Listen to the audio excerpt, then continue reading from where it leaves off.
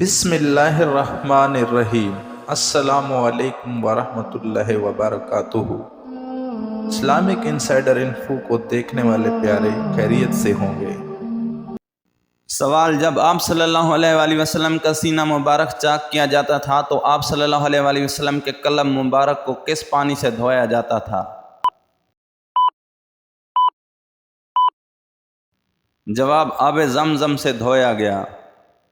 سوال: حضور اکرم صلی اللہ علیہ وآلہ وسلم نے کن 3 چیزوں میں جلدی کرنے کا حکم دیا ہے؟ جواب: نمبر 1، بیٹی جوان ہو جائے تو اس کا نکاح کرنے میں، نمبر 2، اذان ہو جائے تو نماز پڑھنے میں، نمبر 3، اور میت کو دفن کرنے میں جلدی کرنی چاہیے۔ سوال: لفظ پارے کس زبان کا لفظ ہے اور اس لفظ کے کتنے اجزاء ہیں؟ جواب: سپارے فارسی زبان کا لفظ ہے اور اس میں 2 اجزاء ہیں، سی پلس پارے۔ فارسی زبان میں سی کے معنی ہیں 30۔ سوال: وہ کون سی 10 چیزیں ہیں جو غم آور ہیں؟ جواب: 10 چیزوں سے غم پیدا ہوتا ہے۔ نمبر 1، مویشی کے بیچ سے راستہ چلنا، نمبر 2، بیٹھ کر امامہ باندھنا، نمبر 3، کھڑے ہو کر پاجامہ پہننا، نمبر 4، دانت سے داڑھی کاٹنا، نمبر 5، دروازے کی چوکھٹ پر بیٹھنا، نمبر 6، بائیں ہاتھ سے کھانا کھانا، نمبر 7، دامن سے منہ پونچھنا، نمبر 8، دائیں ہاتھ سے استنجا کرنا، نمبر 9، پانی میں پیشاب کرنا، نمبر 10، قبرستان میں ہنسنا۔ سوال: حضرت طلحہ رضی اللہ عنہ نے کون سی آیات پڑھ کر اپنا باغ اللہ تعالیٰ کی راہ میں قربان کر دیا تھا؟ جواب: سورۃ آل عمران کی آیت نمبر 92 پڑھ کر۔ سوال: کس خلیفہ راشد کی بیوی کی انگلیاں کاٹی گئیں؟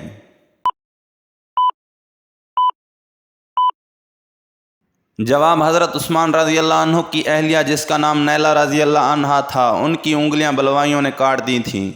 اگر آپ نے ہمارے یوٹیوب چینل کو سبسکرائب نہیں کیا تو ابھی کر کے شکریہ کا موقع دے سکتے ہیں، اور ساتھ میں نوٹیفیکیشن آن کر لیں تاکہ ہر ویڈیو آپ تک ٹائم ٹو ٹائم پہنچ سکے۔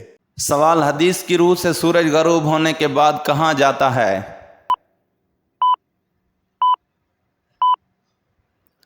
جواب: محمد بن یوسف سفیان امیش ابراہیم التمیمی، ان کے والد حضرت ابو ذر رضی اللہ عنہ سے روایت کرتے ہیں کہ جب سورج غروب ہوا اور رسول اللہ صلی اللہ علیہ وآلہ وسلم نے حضرت ابو ذر رضی اللہ عنہ سے فرمایا کہ تمہیں معلوم ہے کہ سورج کہاں جاتا ہے؟ میں نے عرض کیا کہ اللہ اور اس کا رسول خوب جانتے ہیں۔ آپ صلی اللہ علیہ وآلہ وسلم نے فرمایا سورج جاتا ہے حتیٰ کہ عرش کے نیچے سجدہ کرتا ہے، پھر طلوع ہونے کی اجازت مانگتا ہے تو اسے اجازت مل جاتی ہے، اور ان قریب وہ وقت آئے گا یہ جا کر سجدہ کرے گا تو وہ قبول نہ ہوگا، اور طلوع ہونے کی اجازت چاہے گا تو اجازت نہ ملے گی، بلکہ اسے حکم ہوگا کہ جہاں سے آیا ہے وہیں واپس چلا جا۔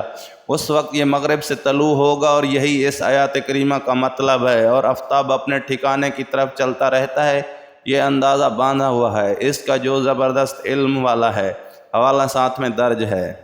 سوال: اہل مکہ حضرت خالد بن ولید رضی اللہ عنہ کو کن القاب سے پکارتے تھے؟ جواب: اہل مکہ آپ رضی اللہ عنہ کو العدل الوحید کے القاب سے پکارتے تھے۔ سوال: خشکی کا پتہ لگانے کے لیے حضرت نوح علیہ السلام نے کون سا پرندہ بھیجا تھا؟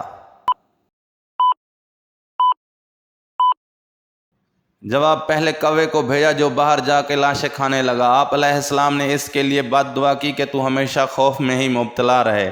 پھر آپ علیہ السلام نے کبوتر بھیجا۔ کبوتر اپنی چونچ میں زیتون کا ایک پتا اور پاؤں کے ساتھ کیچڑ لایا، جس سے پتہ چلا کہ تمام شہر برباد ہو چکے ہیں اور پانی اتر چکا ہے۔ آپ علیہ السلام نے اس کے لیے دعا کی کہ تجھ پہ امن رہے، اس لیے وہ بے جھجک لوگوں کے گھروں میں اپنا گھر بنا لیتا ہے۔ حوالہ ساتھ میں درج ہے۔